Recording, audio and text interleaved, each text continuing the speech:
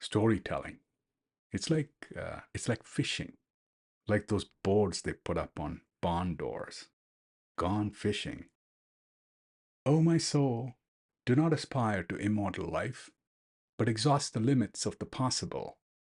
That one from this ancient Greek poet Pindar. It was used by Camus to open one of his famous essays, The Myth of Sisyphus. Do you know how when you make an appeal, most often it's directed outward to the external? Not in this case. Here, the appeal is to yourself, inward. One more time. O my soul, do not aspire to immortal life, but exhaust the limits of the possible.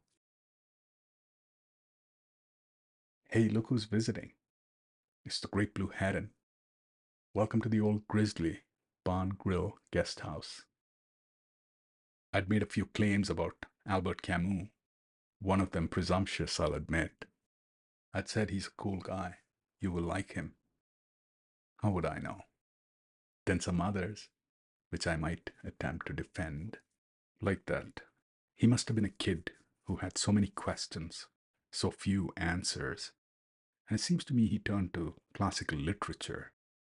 And although it didn't give him the answers he perhaps was looking for, it helps him lay the foundation to formulate the right kind of questions.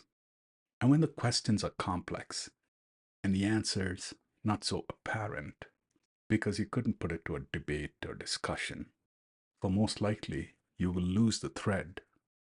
One way to do it would be to create a story with real life people, circumstances. And Camus had some experience in this area because he was very interested in theater.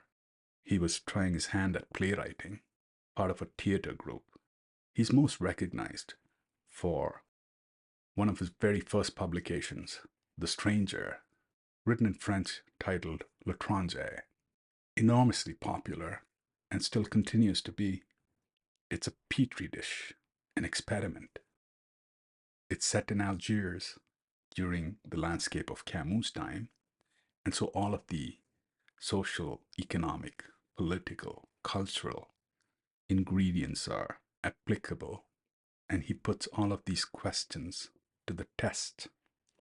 The results are on display in the story, and we're left to use our own subjective interpretation.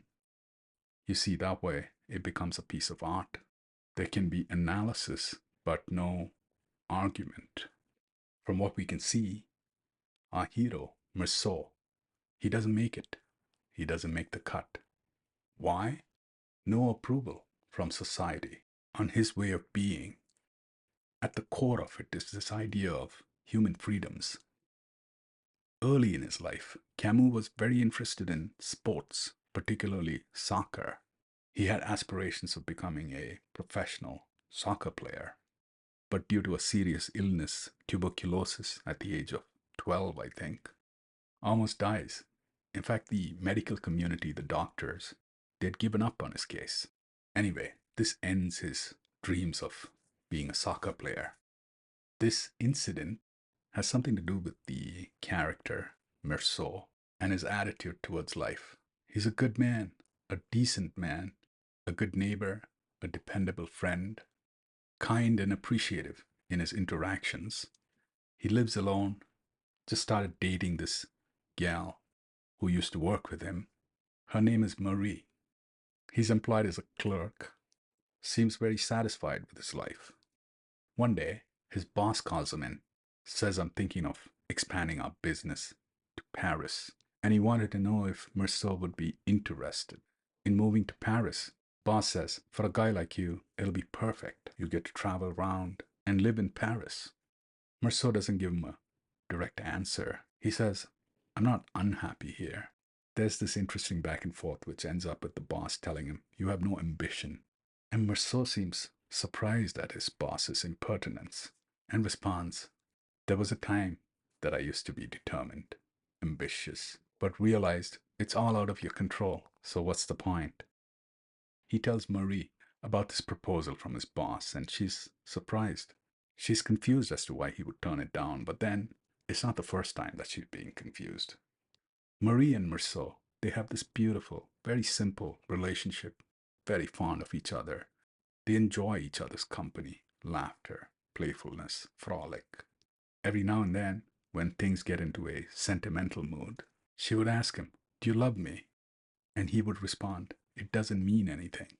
On one such occasion, she asks him, "Will you marry me?" And he says, "Not particularly, but if it'll make you happy, I will." She figures that's just the way he rolls and loves him all the same. But the experiment progresses to another phase. There's murder, courtroom drama, punishment, the isolation of imprisonment. When all the testimonies are done, just before sentencing, because Meursault doesn't fit the profile of a murderer, the judge asks Meursault, "Why did you shoot that man?" Meursault considers the question and very thoughtfully responds, "I'm not really sure. I think it was the sun." To be continued. I want to break free.